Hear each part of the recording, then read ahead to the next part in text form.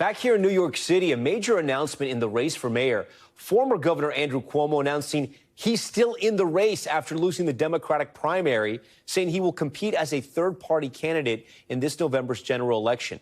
Cuomo releasing this video on X, making it official. As my grandfather used to say, when you get knocked down, learn the lesson and pick yourself back up and get in the game. And that is what I'm going to do. The fight to save our city isn't over.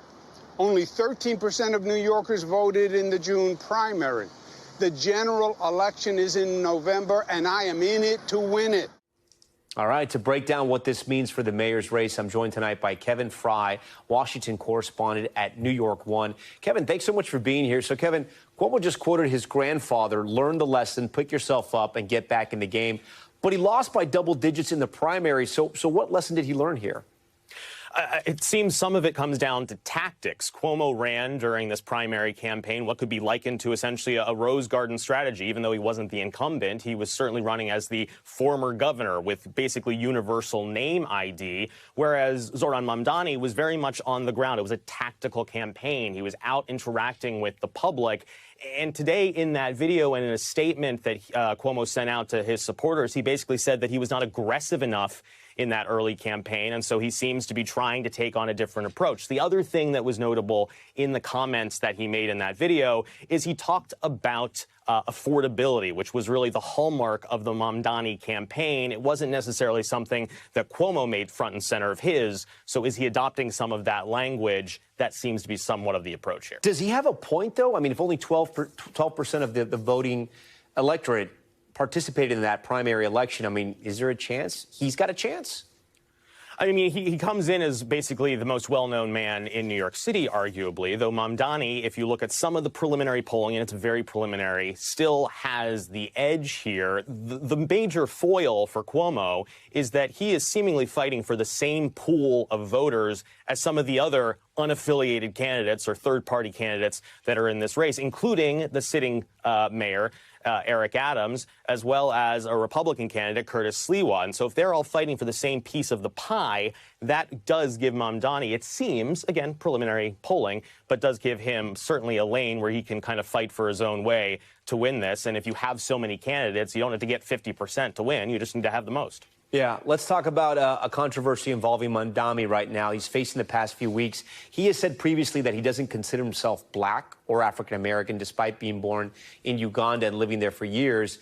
And yet the New York Times has learned through hacked documents shared with the paper, Mamdani identified as both Asian and African-American on an application to Columbia University.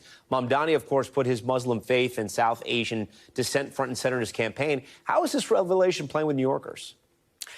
There certainly seems to be some voters that are saying this is a bit of a bridge too far, but this, of course, does come in as Mamdani has faced criticism on various other fronts, including his lack of a desire, or at least a lack of willingness to condemn, for example, the idea of globalize the Intifada. There are these various aspects of Mamdani that some voters are clearly not very comfortable with.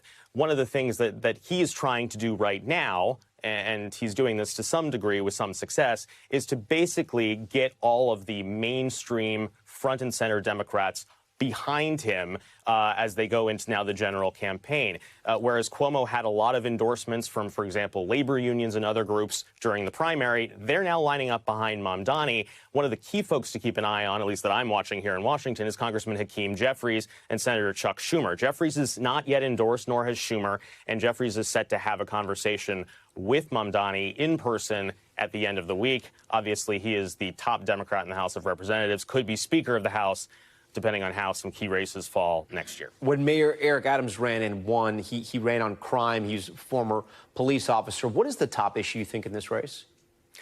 At this point, at least it seems, and if anything you can take away from the primary, it seems that affordability is front and center, whereas back in 2022 or 2020, what year is it now? 2021, rather.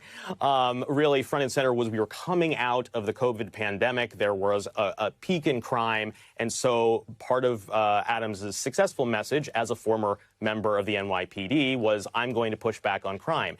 Now we've kind of turned the corner on some of those crime rates, and it seems that the affordability crisis, the inability to afford rent and so forth, might be really the defining mark for this race. It's going to be an interesting race, and there's a lot of months. I'm sure there'll be investigations and articles and a lot of Oppo research in that time.